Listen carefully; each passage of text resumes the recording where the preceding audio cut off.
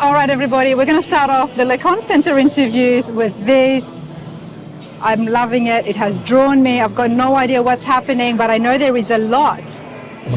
Let's find out from the builder exactly what this is and what modifications has happened. Come over here, sir. Sure. Please introduce yourself and then tell us what have you got behind you. I'm Ken Kelley. We're Gearhead Next Door Garage in Sherman, Texas. This is a 1956 Ford. It's actually called a C700. It was one of their cab over series. It was originally a cab over truck. This front area was originally where the engine was. This was where your engine would lay. Now all this up here is your air conditioner, condenser, radiator, lines, and your brake system is located up here. Everything else has been moved to the rear as far as the engine goes. So we put a 12-valve Cummings in the bed of the truck, which allows it to actually drive a little bit nicer and go down the road better, because the weight of the engine over the front axle made these really ride pretty rough. But they were functional.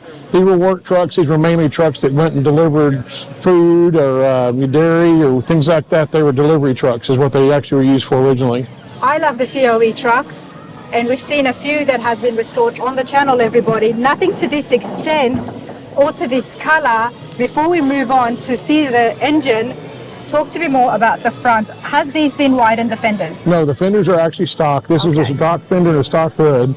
All the modifications basically were inside of the firewall, because the firewall used to move back, and there was a big, they called it a dog box into the passenger area, so there's very little passenger area. What about over here? Of course, we made this as a custom bumper that's completely custom, just to make it go down to get lower to the ground and look a little bit lower. The front grille, of course, is a 56 Ford grille.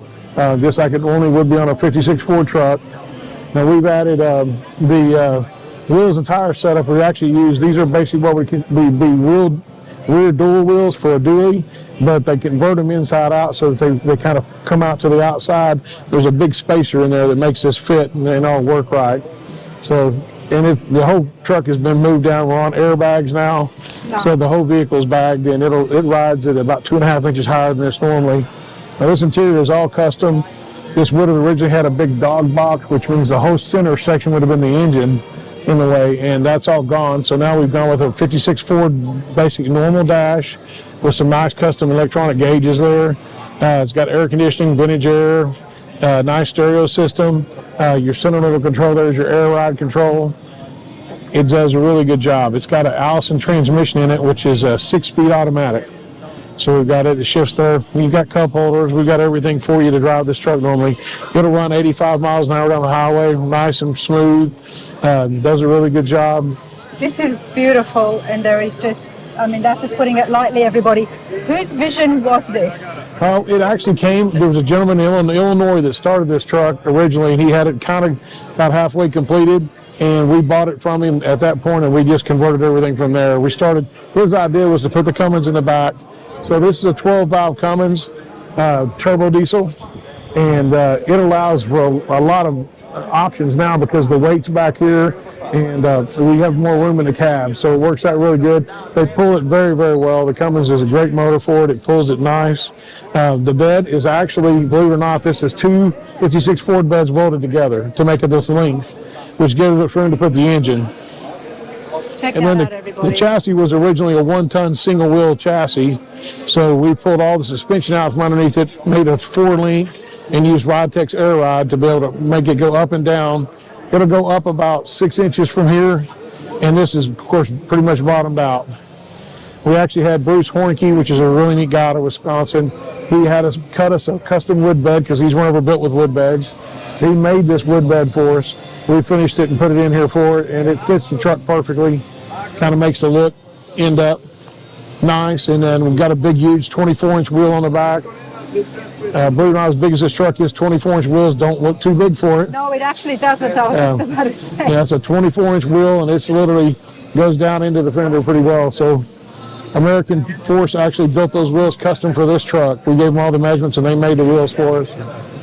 Wow. They did a great job. Now, Tony is the owner of this. Tony's the owner. He's my #1 customer. We built a lot of really cool stuff for Tony.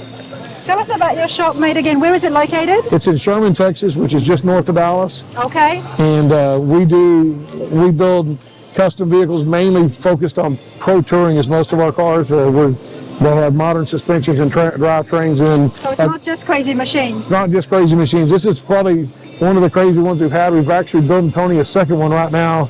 He's already got us started on another one that has a. Where is Tony? Where did he go? He's right behind here. Tony, come over here, mate. But he's building a second one that actually is going to have a double cab. We took a 56 Ford cab and welded it onto the back of another cab, so it'll have 4 doors. The engine will be in the middle, and it'll have an Art Deco bed. It'll be really pretty. It'll actually outdo this one within a year or so. I'll outdo this one. I can't. That's hard for me to believe. That's our goal. This is all their air ride. They call this an air pod. RideTech makes it, and literally you drop it in. It's all self-sustaining, just plumb everything to it. So it's a really nice system. Love it, absolutely love it. Tony, first of all, where does your passion for the COE trucks come from? I just love the look. They're so unique. They're different. You know, you see a lot of beautiful trucks out there, but you very rarely see something like this. Oh, I've never seen this, and I don't think I will again.